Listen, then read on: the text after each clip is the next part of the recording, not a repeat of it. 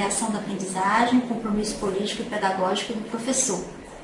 É um tema muito polêmico, controvertido. Falar em avaliação, as pessoas ficam bem ressabiadas. E sempre vem uma pergunta: para que avaliamos a aprendizagem na escola? Sobretudo os alunos, eles querem saber, mas para que avaliar, né? Então nós vamos discutir um pouquinho isso, vamos ver também qual deve ser o papel da avaliação no processo da escolarização. Por que avaliar? Qual que é o sentido da avaliação no processo educacional?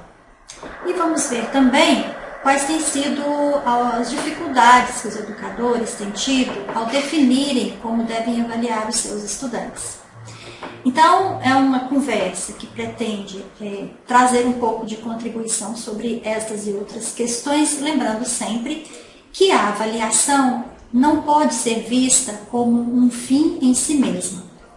A avaliação é parte de um processo pedagógico, é parte de um processo de ensino, e assim ela deve ser vista. Ela deve ser um componente da ação do professor. Então, ela não pode ser tomada como um fim, como um objetivo. O objetivo dela é fazer uma análise, o objetivo dela é fazer um diagnóstico da situação do processo, tanto da situação do estudante, o que ele aprendeu, o que ele deixou de aprender, como do trabalho do professor. Os feedbacks que ele vai tendo, vai dando referenciais para ele, dizendo se o modo como ele está conduzindo o processo está adequado ou não. Então, nós costumamos falar que a avaliação é um processo cíclico. Ele começa junto com o planejamento, passa por todo o processo pedagógico, didático, e não se encerra, porque quando nós terminamos um ciclo avaliativo, nós começamos imediatamente um outro. Então, como avaliar bem nessa perspectiva? Como definir um bom processo de avaliação? Bom, em primeiro lugar, avaliar bem já pressupõe um juízo de valor. Avaliar bem significa avaliar de modo a fazer um bom diagnóstico. Nós sabemos que avaliar é uma coleta de dados. Avaliação é uma coleta de dados, é uma investigação. Então, para eu definir bem uma avaliação, eu preciso definir bem o processo, a metodologia, os instrumentos para esta coleta de dados. Então, definir um bom processo de avaliação pressupõe definir concepções de ensino, concepções de aprendizagem e também mecanismos pragmáticos mesmo de como fazer essa coleta de dados de forma adequada. Também, bons instrumentos permitem bons diagnósticos da realidade. Então, esse diagnóstico significa informar bem, dizer bem, sem arbítrio, sem autoritarismos, né, da forma mais dialogada possível. E outra pergunta que se coloca, né, por que nós temos que avaliar? Por que a gente só não ensina, né? Bom, primeiro que a avaliação é um elemento de balizamento do processo. Obter feedback do que nós estamos fazendo, saber os resultados, saber como nós estamos encaminhando dentro de um processo de aprendizagem faz parte dos rituais e dos procedimentos curriculares. Então, é muito pouco provável que em qualquer situação de vida a gente viva sem avaliar, sem fazer uma parada para saber se está indo tudo bem ou se não está. Então, a avaliação, ela faz esse sentido, ela tem esse sentido de proporcionar às pessoas envolvidas uma leitura do como ela está, de como vai a performance dela, tanto do professor quanto do aluno. Então, é muito importante discutir também, nesse momento, a importância dos resultados da avaliação. O que nós fazemos depois que planejamos, depois que procedemos a várias etapas do ensino, depois que definimos a forma de avaliar, o que fazemos com o resultado dessa avaliação? Bem, o resultado da avaliação deve se constituir num instrumento de reflexão sobre a prática pedagógica.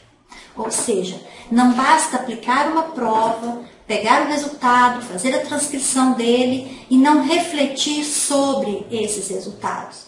Então, esse resultado vai se constituir num instrumento de comunicação para os pais, para as famílias, para os próprios educandos, de como vai esse percurso, mas ela também há que se servir para trazer para o educador elementos para reflexão da sua própria prática. Então, se eu tenho um contingente muito grande de estudantes que não foi bem numa determinada avaliação, é necessário pensar, é necessário interrogar. O instrumento foi adequado, o material didático utilizado foi adequado, o momento da avaliação foi propício, a matéria estava devidamente ministrada e os estudantes estavam de fato participantes, interessados. São muitas perguntas que nós devemos fazer nesse momento, né? Quando nós colocamos a avaliação como um instrumento de investigação, como um instrumento de coleta de dados. Então, é muito importante nessa definição saber quando avaliar, qual que é o momento que é mais propício para se proceder uma avaliação diagnóstica, uma avaliação formativa, ou já é o momento de fazer uma avaliação somativa, aquela que vai incidir na atribuição de notas, conceitos ou menções. Então, esse é um momento importante na vida do professor na sala de aula. Ele pode fazer avaliações periódicas e parciais sem a incidência de nota, né? Apenas para verificar e para acompanhar a performance desses estudantes. A isso nós chamamos de avaliação formativa ou processual. Ela é importante para que a gente obtenha dados da aprendizagem dos estudantes e ela também nos permite averiguar o fluxo, o conteúdo ministrado, se foi um conteúdo previsto, se previmos mais do que foi possível ministrar, se estamos indo muito devagar, se a maioria dos estudantes já avançaram. E é também o que a gente chama de avaliação diagnóstica, porque ela está nos permitindo perceber como esses estudantes estão reagindo diante dos conhecimentos, habilidades, atitudes, valores que estão sendo trabalhados. Então, ao proceder à avaliação somativa, que em geral são aquelas avaliações que incidem em nota e portanto, vai trazer aí consequências para a vida estudantil, para a vida do estudante, que é aquele momento que vai dizer se ele está aprovado ou reprovado.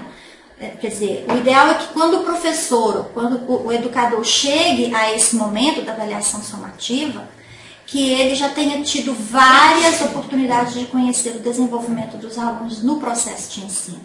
Então, daí a importância de nós conciliarmos a avaliação diagnóstica, a avaliação formativa em processo e a avaliação somativa, que afinal de contas é aquela que todo mundo considera como sendo a verdadeira avaliação, que é a avaliação que incide em nota. Então, os pais querem saber quanto que o aluno tirou, mas para os educadores a gente tem que saber mais. Esse quanto que o aluno tirou corresponde ao tanto que ele de fato aprendeu? Então, isso é importante, né? Que haja um processo de avaliação constante, permanente, periódico. Avaliar antes, avaliar durante, avaliar sempre.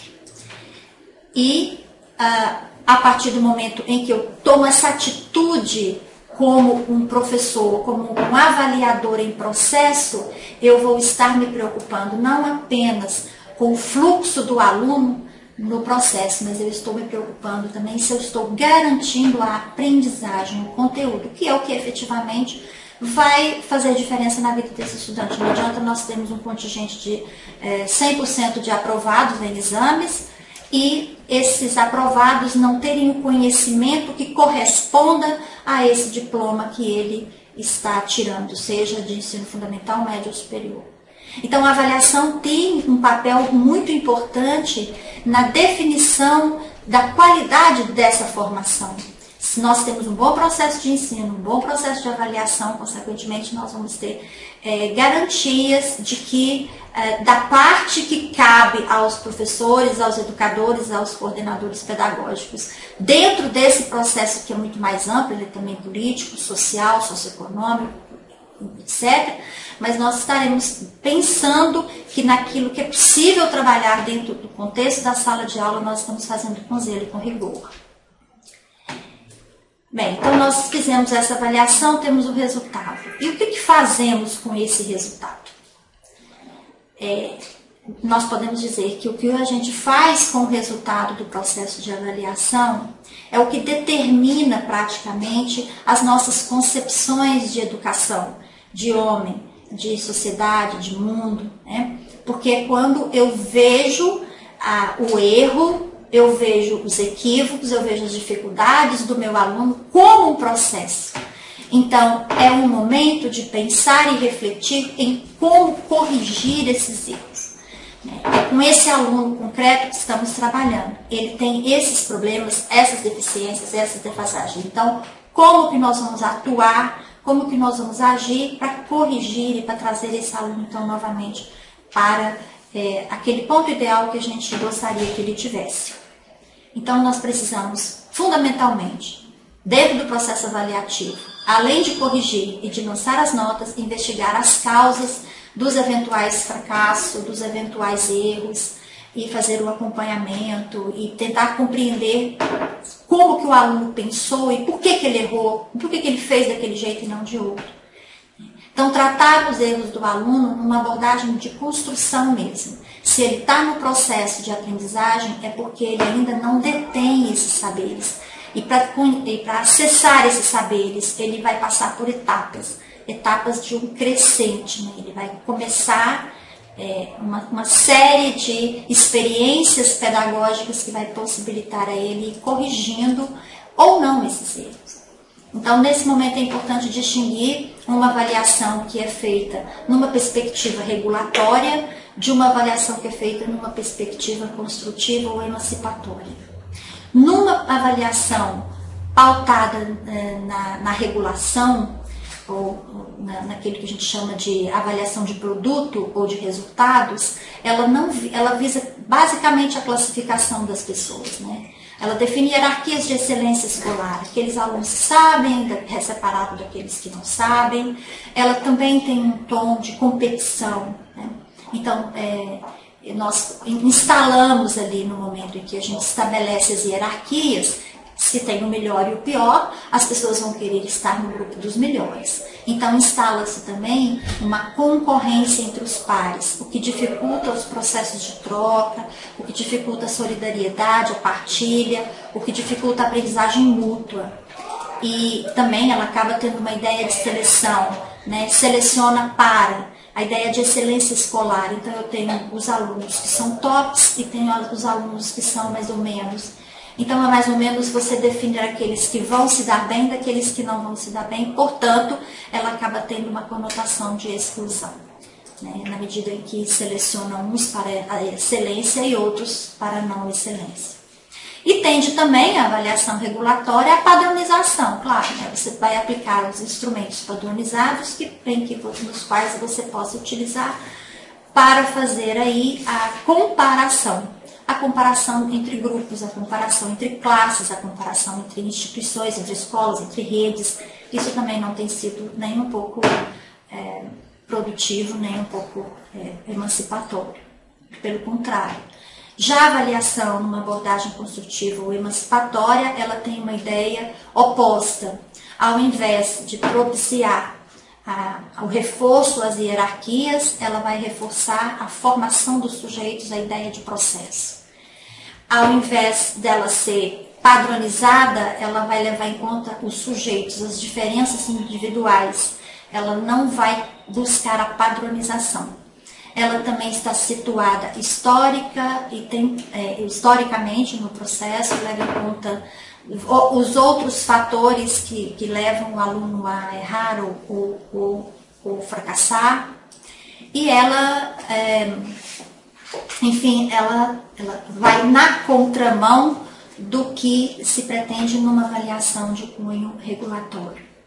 Por fim, para nós caminharmos para a conclusão dessa intervenção, nós vamos chamar a atenção nesse momento para algumas influências das políticas de avaliação sistêmica nos nossos processos de avaliação da aprendizagem. Quando eu disse há pouco que a avaliação da aprendizagem pode ter uma conotação regulatória, eu já estava fazendo referência a essas políticas de avaliação sistêmica ou de larga escala, em que são feitas com o objetivo de verificar a qualidade do sistema por meio da verificação do conhecimento dos alunos, da performance dos alunos, do produto dos alunos.